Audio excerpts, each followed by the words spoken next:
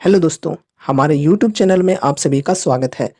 आज की इस वीडियो में हम बेल यानी कि भारत इलेक्ट्रॉनिक्स लिमिटेड स्टॉक को डिस्कस करने वाले हैं। इस कंपनी से रिलेटेड फिलहाल एक गुड न्यूज़ आ रही है, तो फर्स्ट ऑफ ऑल हम उस न्यूज़ को डिस्कस करेंगे एंड उसके बाद हम इनके फंडामेंटल्स एंड टेक्निकल्स के अंदर भी डिस्कस करने वाले हैं। तो चलो वीडियो को शुरू किया जाए।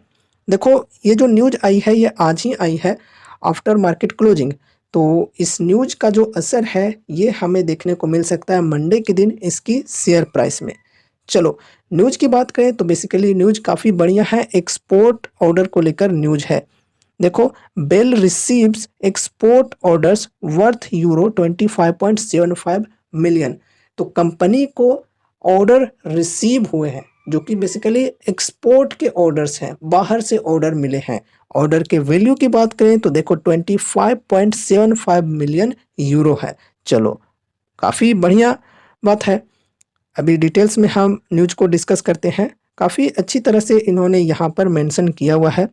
नवरत्न defence public sector undertaking Bharat electronics limited has obtained an export order worth euro 25.75 million, estimated value RS 230 crore. मतलब इंडियन रुपीज में देखें तो इसकी वैल्यू 230 करोड़ बताई जा रही है approx, from Thales Reliance defence systems TRDS for the manufacture and supply of transmit receive यानी कि TR modules. The TR modules will be used in the radar of fighter aircrafts. तो देखो, कंपनी की जो एक्सपोर्ट ऑर्डर मिली है वो मिली है 25.75 million euro की। ऑर्डर देने वाली कौन है? थेल्स रिलायंस डिफेंस सिस्टम्स यानी कि TRDS ने ऑर्डर दिया है। एंड क्या ऑर्डर मिला है? Manufacture and supply of transmit receive TR modules की मैन्युफैक्चरिंग करनी है कंपनी को एंड फिर सप्लाई करनी है। ये जो TR मॉड्यूल्स होते हैं इनका यूज कहाँ पे किया जाता है ये भी देखो। TR modules will be used in the radars of fighter aircrafts. तो फाइटर एयरक्राफ्ट्स जो होते हैं उनके अंदर यूज किए जाएंगे TR मॉड्यूल्स। ठीक है, तो ये बेसिकली न्यूज है एक्सपोर्ट को लेकर। साथ ही साथ यहाँ पर कुछ और भी चीज़ें मेंशन की हुई हैं, चलो इन्हें भी डिस्कस कर लेते हैं। Additionally, Bell has secured orders valued at Rs 192 crores following the last disclosure on 28 जून 2024। तो यहाँ पर बताई ये जा रही है कि कंपनी ने 192 करोड़ के और ऑर्डर्स सिक्योर किए हैं लास्ट डिस्क्लोजर जो थी इनकी 28 जून 2024 की, उसके बाद में। यहाँ पर देखो किन किन चीज़ों के लिए ऑर्डर्स मिले हैं। Communication equipment, encryptors, spares and services for radars, fire control systems ETC। With these BEL has now accumulated orders totalling 5225 crore in the current financial year. तो देखो यहाँ पर बताइए जा रही है, काफ़ी अच्छी बात है कि बेल ने इस फाइनेंशियल ईयर में अभी तक एक्यूमुलेट किए हैं 5225 करोड़ के ऑर्डर्स। चलो अच्छी बात है। तो बेसिकली ये न्यूज़ है और न्यूज़ काफ़ी बढ़िया है एंड इस न्यूज़ का असर हमें मंडे के दिन इसकी शेयर प्राइस पर देखने को मिल सकता है। मंडे के दिन बेल की शेयर में तेज़ी आने की चांसेज हैं।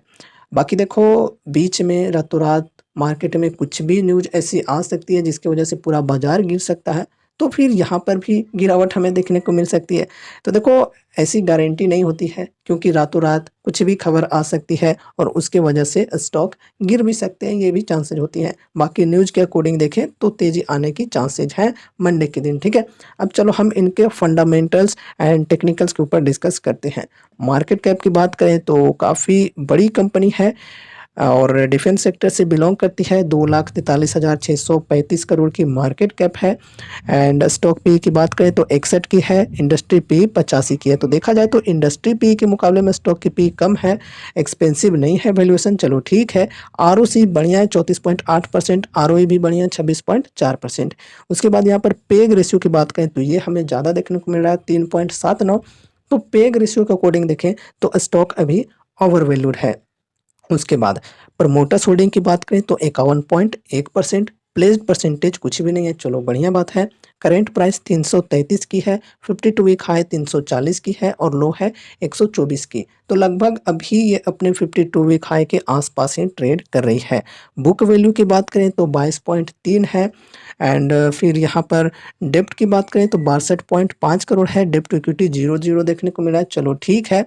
एंड डेब्ट के मुकाबले में यहाँ पर फ्री कैश फ्लो की बात करें तो फ्री कैश फ्लो काफ़ी बढ़िया है कंपनी के अंदर, 4015 करोड़। तो ये ईजिली अपने डेब्ट को कभी भी उतार सकती है, इसे हम डेब्ट फ्री ही कह सकते हैं।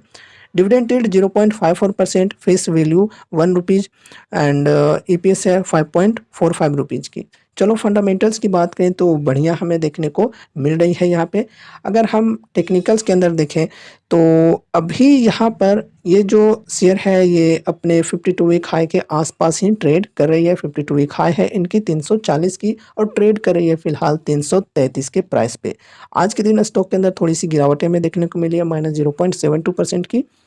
और यहाँ पर अभी हम लॉन्ग टर्म इन्वेस्टमेंट के पॉइंट ऑफ व्यू से देखें तो अभी इन्वेस्टमेंट के लिए सही डिस्काउंट अवेलेबल नहीं है स्टॉक के अंदर।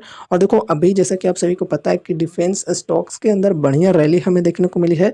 तो लगभग सभी डिफेंस के जो स्टॉक्स हैं ये अपने 52 वीक हाई के आसपास ही ट्रेड कर रहे हैं। तो उस हिसाब से देखा जाए तो अभी इन्वेस्टमेंट करना, अभी के प्राइस पर इन्वेस्टमेंट करना काफ़ी ज़्यादा रिस्की हो सकता है। लेकिन यहाँ पर वैल्यूएशन की बात करें तो पी रेशियो के अकॉर्डिंग देखा जाए तो वैल्यूएशन सस्ती है। तो वैल्यूएशन के अकॉर्डिंग यहाँ पर बाई करने के लिए ठीक है, लेकिन डिस्काउंट सही नहीं है। इसलिए मैं पर्सनली अपनी बताऊँ तो यहाँ पर अभी मैं वेट एंड वॉच करूँगा, क्योंकि ऐसा नहीं है कि कभी शेयर के अंदर गिरावटें आएंगी ही नहीं, कभी डिस्काउंट मिलेगी ही नहीं, ऐसी चीज़ें बिल्कुल भी नहीं होती है। कोई भी कंपनी लगातार तेज़ी नहीं दिखाती, अगर लगातार तेज़ी दिखाती भी है तो वो कुछ समय के लिए गिरावट में चली जाती है, कंसोलिडेशन में चली जाती है और ऐसे में लोग समझने लगते हैं कि कंपनी खराब हो गई। तो देखो ऐसा नहीं है कि मार्केट में कभी मौके ही नहीं मिलेंगे आपको। अब यहाँ पर हम डिस्काउंट की बात करें तो देखो ये जो सपोर्ट है 302 की, इस सपोर्ट पर बाई किया जा सकता है। यहाँ पर 52 वीक हाई से डिस्काउंट की बात करें तो लगभग 10% की डिस्काउंट यहाँ पर मिल जाती है। देखो 10% पर मैं इसलिए यहाँ पर कह रहा हूँ क्योंकि ये जो कंपनी है ये काफ़ी बड़ी कंपनी है। तो जो बड़ी-बड़ी कंपनियाँ होती हैं वो मतलब ऐसे चांसेज़ उनमें काफ़ी कम होते हैं कि बहुत ही ज़्यादा गिरावटें देखने को मिले। तो फर्स्ट अमाउंट ऐड करने के लिए यहाँ पर हम 10% के डिस्काउंट पर चुनेंगे, ठीक है? फिर यहाँ पर और भी ज़्यादा करेक्शन आती है, इससे भी ज़्यादा मतलब फिर से 10% की डिस्काउंट मिलती है तो फिर से यहाँ पर हम ऐड ऑन करेंगे। तो 10-10% की एसआईपी करके यहाँ पर हम इन्वेस्टमेंट कर सकते हैं, ठीक है?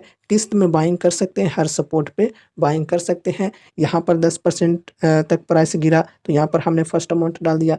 फिर यहाँ पर गिरकर अगर प्राइस आया तो यहाँ पर हमने सेकंड अमाउंट डाल दिया। तो इस प्रकार से 10-10% की हर गिरावट पर एसआईपी करके हम चल सकते हैं। बाकी देखो ऐसी कोई रिकमेंडेशंस या कोई एडवाइस नहीं है।